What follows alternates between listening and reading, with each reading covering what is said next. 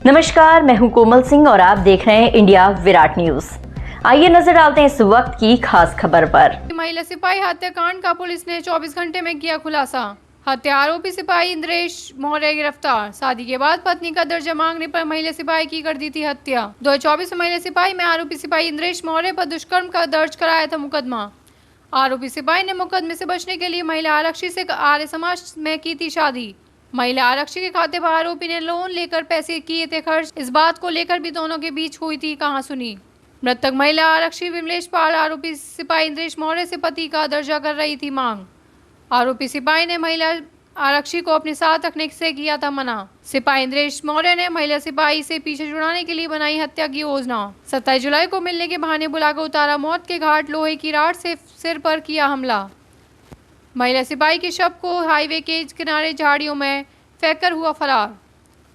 भैयारा मोड़ के पास से पुलिस ने आरोपी सिपाही को गिरफ्तार कर कब्जे से घटना में प्रयुक्त कार व लोहे की राड्स को किया बरामद। पुलिस अधीक्षक अर्पित विजयवर्गीय ने प्रेस वार्ता कर दी जानकारी। एएसपी उत्तरी विकास चंद्र त्रिपाठी एवं क्षेत्र अधिकारी रामनगर गरिमा पंत भी रही मौजूद।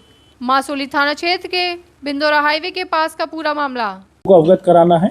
कल दिनांक 30/7/2025 को थाना मसौली क्षेत्र के हाईवे पे ही खेत में एक लेडी कांस्टेबल जिसका नाम विमलेश पाल था, जो हमारे थाना सुबेहा में पोस्टेड थी, उसकी डेड बॉडी मिली थी, जिसको हम लोगों ने पोस्टमार्टम हेतु और बाकी चीज़ों के लिए हॉस्पिटल भेजा था।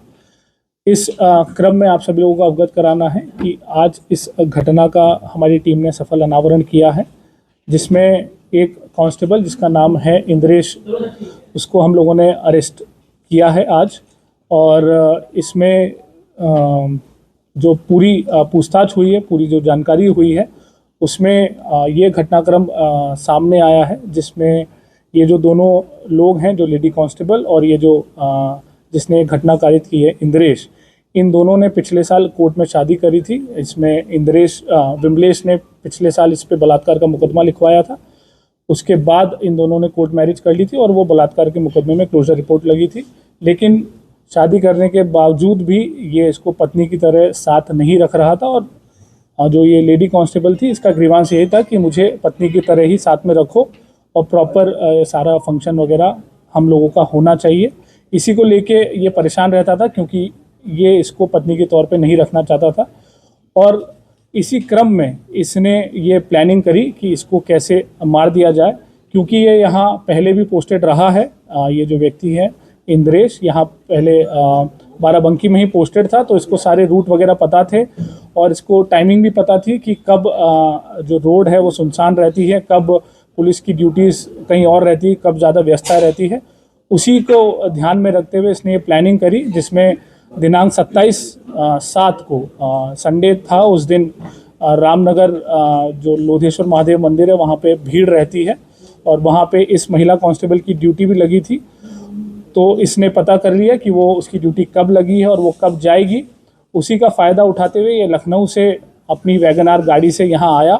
इसने मेन रूट का इस्तेमाल नहीं किया, ताकि इसकी गाड़ी का कहीं पे भी डिटेक्शन ना होने पाए। वो जो ऑफ रूट है वहाँ से होते हुए ये मेन हाईवे पे पहुँचा।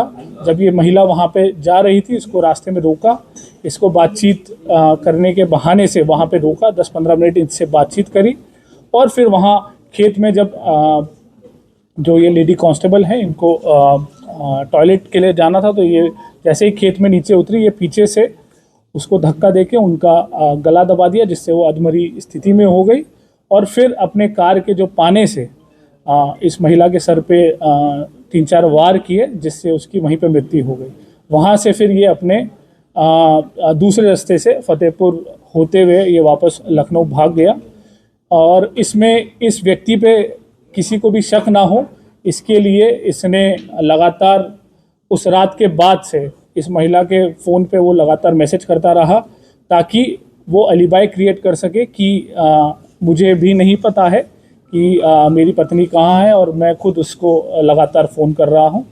पर इसमें हम लोगों ने सारे साक्ष्य संकलन किए, जिसमें तमाम सीसीटीवी फुटेज और बीटीएस और सर्विलांस का इस्तेमाल करते हुए हम लोगों ने ये चीज़ और एविडेंसेस निकाले हैं, जिसमें ये व्यक्ति लखनऊ से बाकायदा अपनी वैगनार गाड़ी से यहाँ आया, करीब हमारे पास 5 फुटेजेस भी मिली हैं जहां बीच में ये जाता हुआ दिख रहा है, और फिर घटना कारित करने के बाद भी हमें सीसीटीवी फुटेज मिली है।